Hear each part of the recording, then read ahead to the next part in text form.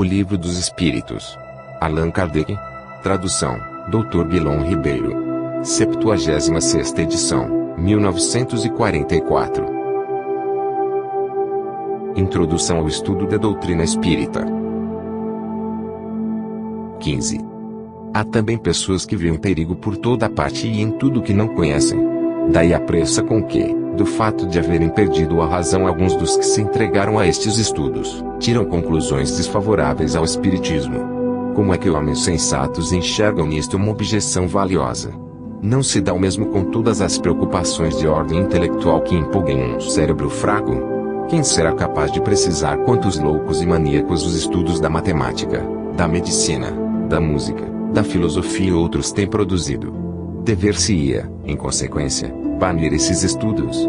Que prova isso? Nos trabalhos corporais, estropiam-se os braços e as pernas, que são os instrumentos da ação material. Nos trabalhos da inteligência, estropia-se o cérebro, que é o do pensamento. Mas, por se haver quebrado o instrumento, não se segue que o mesmo tenha acontecido ao espírito.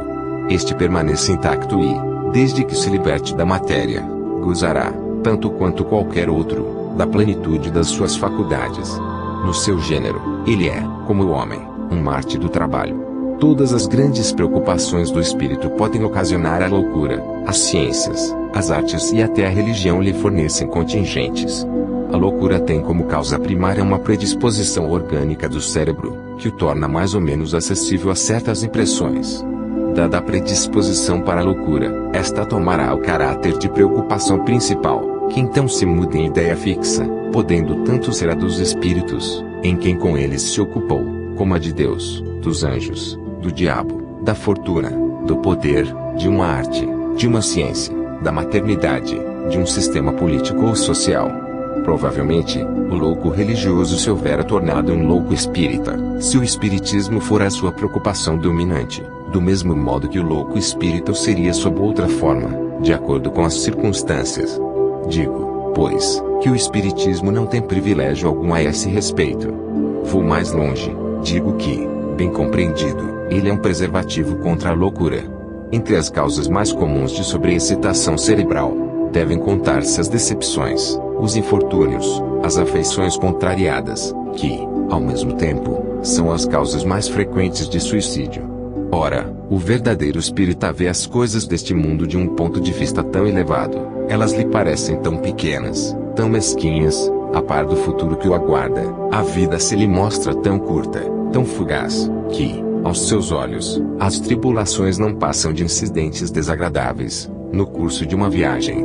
O que, em outro, produziria violenta emoção, mediocremente ofeta. Demais, ele sabe que as amarguras da vida são provas úteis ao seu adiantamento, se as sofrer sem murmurar, porque será recompensado na medida da coragem com que as houver suportado. Suas convicções lhe dão, assim, uma resignação que o preserva do desespero e, por conseguinte, de uma causa permanente de loucura e suicídio. Conhece também, pelo espetáculo que as comunicações com os espíritos lhe proporcionam, qual a sorte dos que voluntariamente abreviam seus dias, e esse quadro é bem de molde a fazê-lo refletir, tanto que a cifra muito considerável já acende o número dos que foram detidos em meio desse declive funesto. Este é um dos resultados do espiritismo. Que enquanto queiram os incrédulos, desejo-lhes as consolações que ele prodigaliza a todos os que se han dado ao trabalho de lhe sondar as misteriosas profundezas.